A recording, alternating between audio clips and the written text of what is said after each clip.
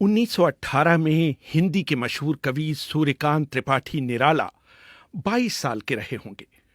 उन्होंने अपनी आत्मकथा कुल्ली भाट में लिखा था, मैं दालमऊ में गंगा के तट पर खड़ा था। जहां तक नजर जाती थी गंगा के पानी में इंसानी लाशें ही लाशें दिखाई देती थी। मेरे ससुराल से खबर आई कि मेरी पत्नी मनोहरा देवी भी चल बसी है। मेरे भाई का सबसे बड़ा बेटा जो कि 15 साल का था और मेरी 1 साल की बेटी ने भी दम तोड़ दिया था। मेरे परिवार के और भी कई लोग हमेशा के लिए जाते रहे थे। लोगों के दाह संस्कार के लिए लकड़ियां कम पड़ गई थी। पलक झपकते ही मेरा परिवार मेरी आंखों के सामने से गायब हो गया था। मुझे अपने चारों तरफ अंधेरा ही अंधेरा दिखाई देता था। अखबारों से पता चला था कि ये सब एक बड़ी महामारी के शिकार हुए थे। निराला का परिवार ही नहीं, भारत को आजादी दिलाने वाले महात्मा गांधी भी लाखों लोगों की तरह इस जानलेवा बीमारी स्पेनिश फ्लू के शिकार हो गए थे। गांधी की पुत्रवधू गुलाब और पोते शांति की मौत भी इस बीमारी से हुई थी। अगर गांधी इस बीमारी से न ठीक हुए होते तो शायद भारत की आजादी की लड़ाई का इतिहास दूसरे ही ढंग से लिखा जाता। इस महामारी ने करीब 1 करोड़ 80 लाख भारतीय लोगों की जान ले ली थी। कहा यह भी जाता है कि मशहूर उपन्यासकार प्रेमचंद भी इस बीमारी से संक्रमित हुए थे। इतिहास के पन्नों में इसकी इतनी चर्चा नहीं होती, लेकिन इस महामारी के कारण ही ब्रिटिश सरकार के खिलाफ लोगों का रोष आसमान छूता चला गया था। इस बीमारी की शुरुआत 29 मई 1918 को हुई थी, जब पहले विश्व युद्ध के मोर्चे से लौट रहे भारतीय सैनिकों का जहाज बंबई बंदरगाह पर आकर लगा था और करीब 48 घंटों तक वहां लंगर डाले खड़ा था। मेडिकल इतिहासकार और राइडिंग द टाइगर पुस्तक के लेखक अमित कपूर लिखते हैं, 10 जून 1918 को पुलिस के 7 सिपाहियों को जो कि बंदरगाह पर तैनात थे, नजले और जुकाम की शिकायत पर अस्पताल में दाखिल कराया गया था। ये भारत में संक्रामक बीमारी स्पेनिश फ्लू का पहला मामला था। तब तक ये बीमारी पूरी दुनिया में फैल चुकी थी। एक अनुमान है कि इस बीमारी से पूरी दुनिया में 10 से 20 करोड़ लोगों की मौत हुई थी। जॉन बेरी अपनी किताब the great influenza the epic story of the deadliest pandemic in history में लिखते हैं, 10.5 करोड़ की आबादी वाले अमेरिका में इस बीमारी से करीब 6,75,000 लोग मारे गए थे। 1918 में इस बीमारी से पूरी दुनिया में इतने लोग मर चुके थे जितने पहले किसी बीमारी से नहीं मरे थे। 13वीं सदी में फैली ब्यूबोनिक प्लेग में यूरोप की 25% आबादी जरूर खत्म हो गई थी, लेकिन तब भी 1918 में फैले स्पेनिश फ्लू से मरने वालों की संख्या उससे भी अधिक थी। जॉन बेरी आगे लिखते हैं, 1918 की महामारी में 24 हफ्तों में जितने लोग मारे गए थे उतने एड्स से 24 सालों में नहीं मरे हैं।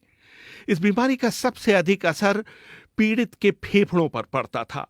उसको असहनीय खांसी हो जाती थी और उसकी नाक और कभी-कभी कान और मुंह से खून बहने लगता था। पूरे शरीर में इतना दर्द होता था कि लगता था कि सारी हड्डियां टूट जाएंगी। मरीज की खाल का रंग पहले नीला, फिर बैंगनी और अंत में काला हो जाता था। अमेरिका में फिलाडेल्फिया में आलम यह था कि पादरी घोड़े पर सवार होकर घर घर जाते थे और लोगों से कहते थे कि अपने घर के दरवाजे खोलकर अंदर रखे शवों को उनके हवाले कर दें। वो उस अंदाज में आवाजें लगाते थे जैसे आजकल कबाड़ी वाले घर घर जाकर पुकारते हैं।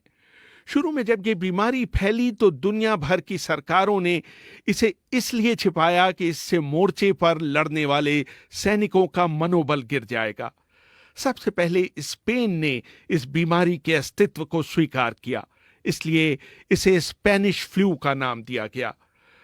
बंबई में तो ये बीमारी फैली ही, भारतीय रेल इसे भारत के दूसरे हिस्सों में ले गई। 1920 समाप्त होते होते पूरी दुनिया में इस बीमारी से 5 से 10 करोड़ लोग मर चुके थे। दोनों विश्व युद्धों में कुल मिलाकर हुई मौतों से भी ज्यादा।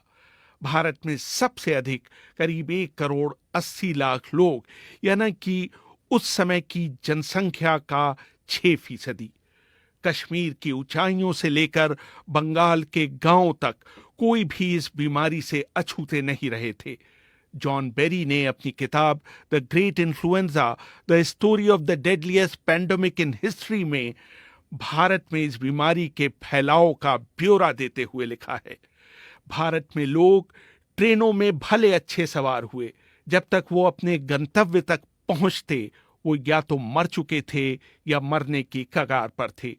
बंबई में एक दिन 6 अक्टूबर 1918 को 768 लोगों की मौत हुई थी। दिल्ली के एक अस्पताल में इन्फ्लुएंजा के 13,190 मरीज भर्ती किए गए थे, जिनमें से 7,044 की मौत हो गई थी। ब्रिटेन में जहां इस बीमारी से मृत्यु दर 4.4 प्रति हजार थी, भारत में ये दर 20.6 प्रति हजार थी। भारत में हालात इसलिए और भी खराब हुए क्योंकि उसी समय भारत में इतिहास का सबसे भयानक सूखा पड़ा था। भूख से शरीर की आरोग्य क्षमता कम हो जाती है, इसलिए ये फ्लू भारतवासियों के लिए और घातक साबित हो रहा था। एक और ध्यान देने योग्य बात यह थी कि पूरे देश में पुरुषों की तुलना में औरतें इस बीमारी से अधिक मर रही थीं। शायद इसका कारण ये रहा हो कि महिलाओं को भारतीय समाज में पुरुषों की तुलना में कम खाने को मिलता हो। दूसरे, औरतें ही बीमारियों की तीमारदारी कर रही थीं, इसलिए उनको ये बीमारी जल्दी पकड़ रही थी। भारत के 120 साल के आर्थिक इतिहास में 1918 का साल सबसे बुरा साल था।